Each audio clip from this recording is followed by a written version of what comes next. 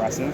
Progressive is very data savvy. I actually contacted an alumni from Progressive to try to use the product. And they're very data savvy. So I'd look at Progressive, Travelers, the Hartford.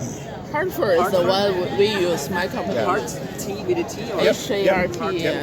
like the Hartford, Connecticut? Yep. Okay. Liberty Mutual, Zurich, Like the city? That's a city.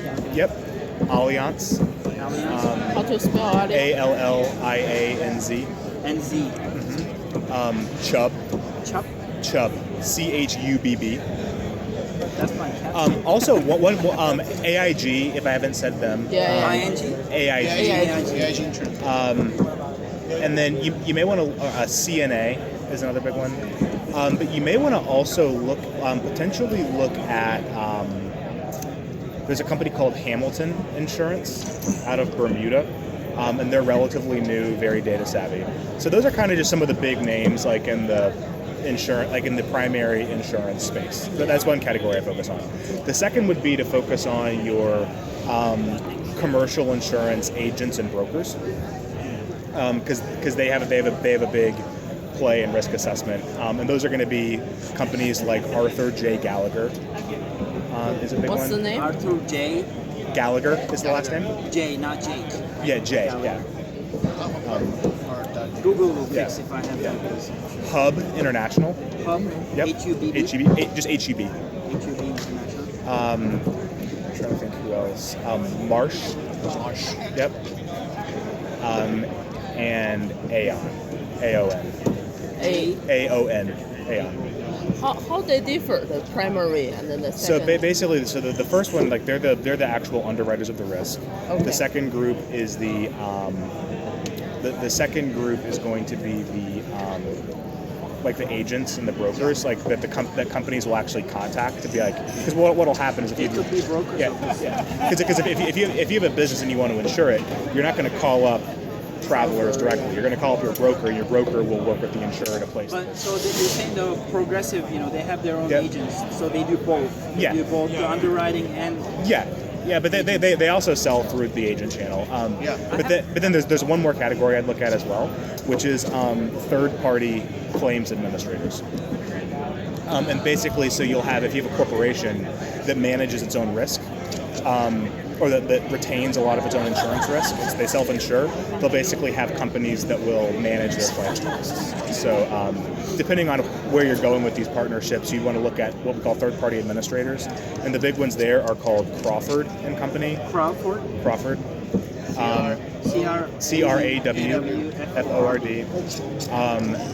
And Sedgwick. SEDGWICK. Those are the two big ones. But the third-party provider, what kind of value do they really bring, like the third party? Basically, they'll take care of the operations and claim handling side without you having to actually pay like an underwriting margin to your insurance. Because basically, if you go to an insurance company and say, I need to insure this building or this part of my business, they're going to obviously take their cut. Whereas if you're big enough and sophisticated enough where you can self-insure that risk, basically you just hand off the claims administration piece to a third party. So realistically speaking, like if this company E2E, they are, let's say, quite small, and if they go to Progressive, say, oh, I want to partner with you, they will say, oh, screw you, right? Sorry. And then I would also look at, there is that risk just because if they're a small player, then, it's kind of hard to build a platform from that scale. But those are kind of, if you're kind of looking at who are the main players in that industry or in that space, those are kind of the areas that I would look. Okay, great. We'll do some research on that. But is there some kind of like an entry, some door that they can just tap in this industry? Just partner with a smaller insurance company, or it's possible, but the difficulty is going to be that insurance company is going to need to be able to take on that risk. Whereas if they're a trucking company, that may be a bit of a tall order for a relatively small insurer, because they're not going to have the Actually, the yeah. capital to really support that level Almost of risk. the exact thing that we're doing for the. And the other thing interesting is Gaurav mentioned that the insurance company, they were willing to So I was reading some articles, I think that's what you're referring to, right? So I was reading some articles stating that insurance companies are willing to pay pretty small. anywhere from 2% to 3% of the premium to get hold of some data like this. So, or partnership. And that correlate with the partnership with these companies which are Okay, got specialized it. itself. Cool. But there is a business opportunity because that's a lot of And actually, one you may want to look at is I would actually look at Allstate as well because they're predominantly a personal insurer, but they're expanding their business market, and they've actually created a standalone subsidiary to focus on connected car telematics and leveraging data. So they have a pretty aggressive appetite for some unconventional deals in the insurance space. is there a specific name for their subsidiary? It's called Arity, A-R-I-T-Y. A-R-I-T-Y? What? A-R-I-T-Y.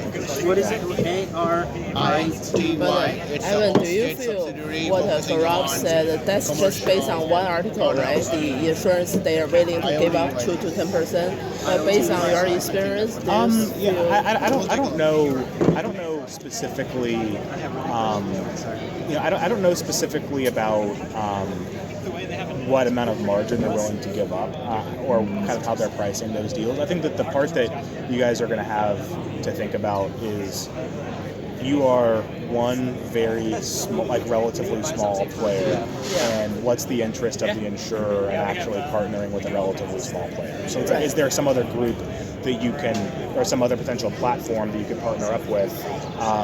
Leverage a technology of a group like Arity, and say because they're already doing a lot of interesting work around how do you analyze driver data, et cetera, and see what opportunities there are there. How about in general, you feel the insurance company, they are making very high margin, or if they have high margin, they're willing to give up? It's a very competitive industry.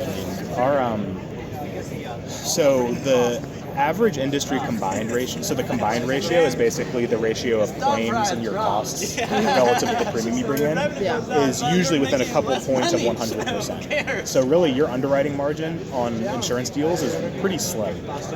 You make your money from holding premium before you pay out losses and investing in the internet. Insurance companies don't make their money by cheating you out of claims. They make money by holding the money. So basically our underwriting margin is usually pretty thin. What about the brokerage fees? What's agents? How much margin? It's been a while since I've worked on that side of the house, but their commissions are probably around 10%. If they work as a broker though, that could be something that they can work.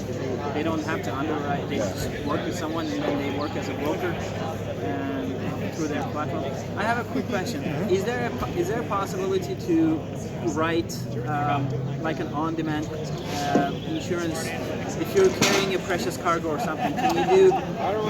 Yeah, so there are insurance deals and insurance contracts for very specific, well-defined, scheduled risks. Yeah. No, absolutely. If you're, That would be an idea. Broker that. That would be nice to broker for specific cargo.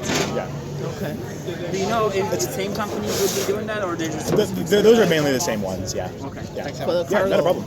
Almost time. Thanks. Thank you, Evan. We were not knowing where we should go, but